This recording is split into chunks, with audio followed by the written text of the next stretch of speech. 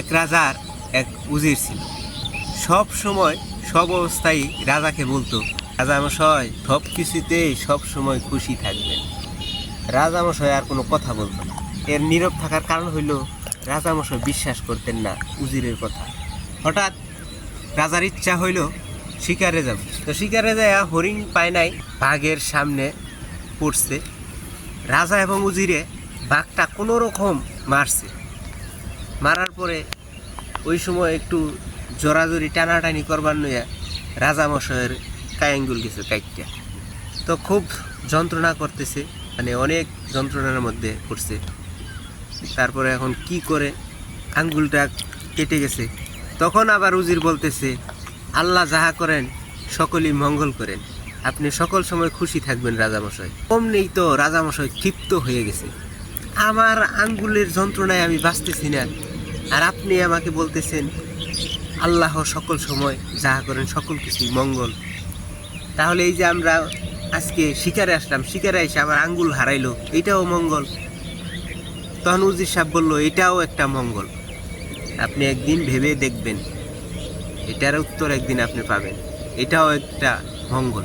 এত কিছুর পরও তারপরও রাজাকে বলতেছে আল্লাহ তাআলা যাহা করেন সকল কিছুই মঙ্গল, আপনি এটার উপর সব সময় খুশি থাকবেন। হঠাৎ করে আবার অনেক দিন পর রাজা আবার ইচ্ছা করতেছে যে আবার শিকারে যাবে। তো শিকারে যাওয়ার জন্য প্রস্তুতি নিতেছে। উজিরকে ডাকলো যে চলেন আমরা আবার সেই জঙ্গলে শিকার করতে যাব। বাস রওনা দিছে ঘোড়া নিয়ে। তো আবার সেই জঙ্গলে গেছে। শিকারে যাওয়ার পর ওই দিন আর কোনো জন্তু পশু কোনো কিচ্ছু সামনে পড়তেছে না। উজির আর বাদশা তন্ন তন্ন করে জঙ্গলে ঘুরতেছে। পুরা জঙ্গলে ঘুরতেছে, চিন্তা করতেছে যে আজকে মনে হয় আর শিকার মিলবে না, চলেন চলে যাই। তো হঠাৎ করে সামনে এক বন মানুষ, বনে বাস করে আদিবাসীর মতো আইসা তাদেরকে আটকাই ফেলাইছে। এরকম কি আগে কখনো দেখে নাই রাজামশাই।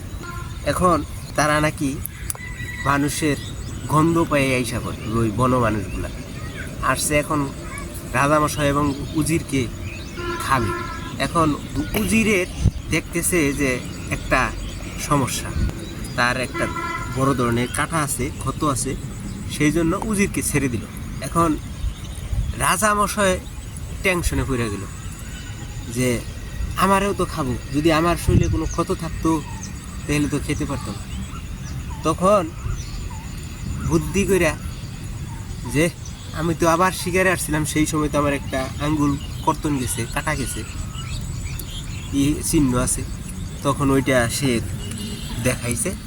দেখাইলে পরে বলছে যে এটা হবে না, খাওয়া যাবে না, আমরা যে জিনিসটা খাই সেটা ফ্রেশটা খাই, কোনো কাটা ছিঁড়া যে থাকে ওই ধরনের কোনো খাবার আমরা খাই, একে বলি দেওয়া চলবে না। পরে ওই আঙ্গুল কাটার জন্য রাজামশাই মুক্তি পাইল।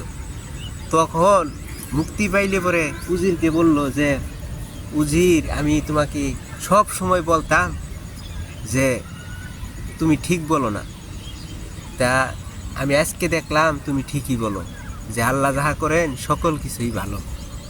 কারণ এই যে আজকে যদি আমার আঙ্গুলটা কর্তন না থাকতো, কাটা না থাকতো, তাহলে আমাকে আজকে বলি দিয়ে দিত। তো আল্লাহ যাহা কিছু করেন সকল কিছুই মঙ্গল। তোমার কথায় আমি একমত পোষণ করলাম উজির সাহেব।